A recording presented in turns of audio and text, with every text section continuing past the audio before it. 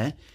तो मैं उस राजपूत समाज से पूछना चाहता हूं, जो लोग हथियार लेकर खेसारी को ढूंढ रहे थे, कहां हैं आप लोग अब? हैं?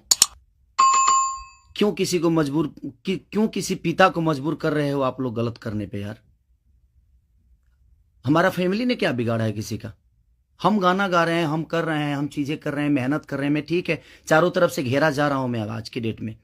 और हाँ, आप ही के समाज ने मुझे घेरा है अभी।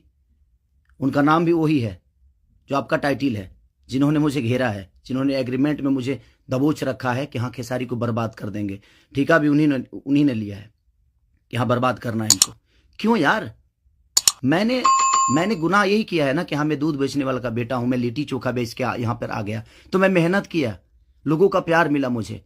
ऐसे नहीं स्टारडम मुझे मिल गई। आप लोग मुझे प्लीज, मैं चाहता हूं कि मुझे इतना फ्रस्ट्रेट मत करो कि एक पिता, एक मैं आज कलाकार होके नहीं बात कर रहा हूं, अभी एक मैं पिता होके बात कर रहा हूं। और हर आदमी के घर में एक बेटी होगी यार, हर आदमी के घर में एक बहन होगी, हर आदमी के घर में एक माँ होगी। जो समाज उसको हेल्प करता है और जो समाज उसको बढ़ावा दे रहा है, आज वो समाज कहां गया? फिर से वही टारगेट हुआ मेरा फैमिली, ताकि मैं डिस्टर्ब हो जाऊं।